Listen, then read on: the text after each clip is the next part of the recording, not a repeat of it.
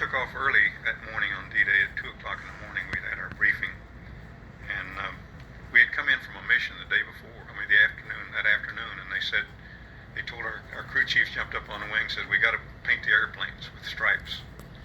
And we didn't know what was going on, but they used mops and brushes and rags and everything else and painted those invasion stripes on, white and black stripes.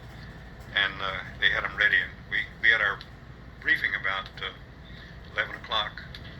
And about 10 or 11 o'clock, and then we were told to go get some rest because we were going to be flying until the beaches were secure. And in fact, our flight surgeon at the briefing told us, he said, I've been ordered to keep you flying, even if I have to give you pep pills, to keep you flying until the beaches are secure.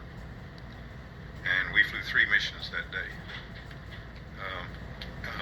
over the beaches and south of the beaches. We put up a wall of airplanes from about treetop level to about 30,000 feet.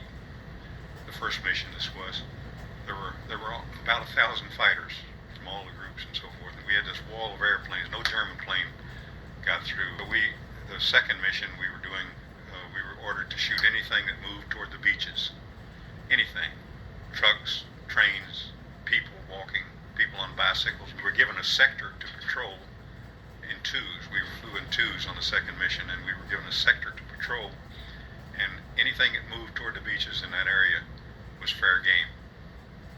And I flew 16 hours that day. Well, the weather was so bad it was difficult to see too many of the ships, but we could tell that there were a lot of ships down there.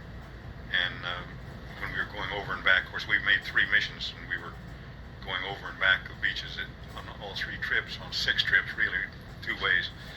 And quite often there'd be breaks in the clouds, and we could see the invasion forces going in and so forth, because we were usually at 15,000 feet or something like that coming home. It was just an unbelievable sight. I mean, it was just you couldn't imagine what those guys were going through. To compare what we did with what they were doing, there was no comparison. But what we were doing really was what we did every day anyway. What they were doing was an experience that no one could ever forget. Those guys really had the guts, and they really did a great job.